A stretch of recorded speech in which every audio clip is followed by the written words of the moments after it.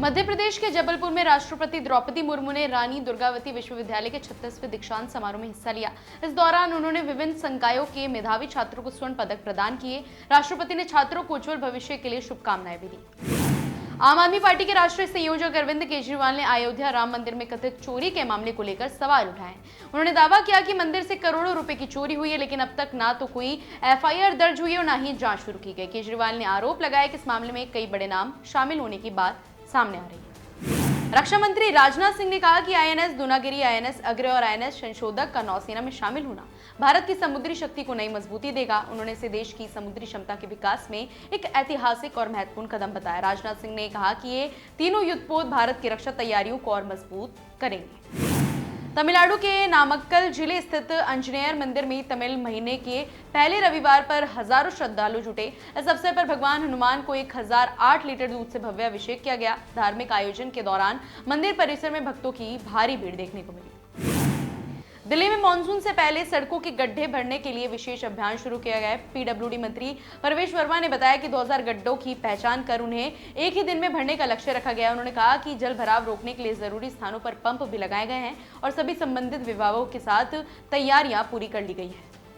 Qatar की राजधानी दोहा में अंतर्राष्ट्रीय योग दिवस के अवसर पर 2000 से अधिक लोगों ने सामूहिक योग कार्यक्रम में हिस्सा लिया। भारतीय दूतावास और विभिन्न भारतीय संगठनों के सहयोग से यह आयोजन यूडीएसटी क्रिकेट ग्राउंड में आयोजित किया गया। कार्यक्रम में भारत के राजदूत विपुल सहित कई राजनयिक, कतर के गणमान्य लोग और विभिन्न देशों के नागरिक शामिल हुए।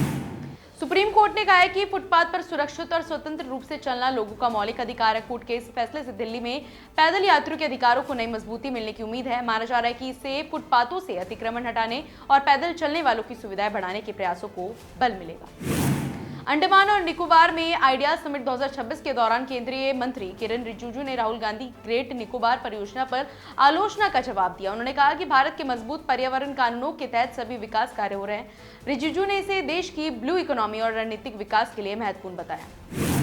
मध्य प्रदेश के सीहोर में केंद्रीय मंत्री शिवराज सिंह चौहान ने कहा कि प्रधानमंत्री आवास योजना के लिए सबसे अधिक आवेदन प्राप्त हुए हैं। उन्होंने बताया कि योजना का सर्वेक्षण पूरा हो चुका है और अब पात्र लाभार्थियों का भौतिक सत्यापन किया जा रहा है। शिवराज ने कहा कि सरकार जरूरतमंद लोगों तक योजना का लाभ पहुंचाने के लिए लगातार काम कर रही है। केंद्रीय मंत्री मनोहर लाल खट्टर ने नितिन नवीन के पंजाब दौरे पर कहा कि भाजपा चुनाव वाले राज्यों में जनता के सामने अपनी सरकार के काम और तथ्य रखती है। उन्होंने विश्वास जताया कि बंगाल चुनाव के बाद पंजाब में भी भाजपा जीत हासिल करेगी। खट्टर ने कहा कि पार्टी चुनावी तैयारियों में पूरी मजबूती के साथ जुटी हुई है।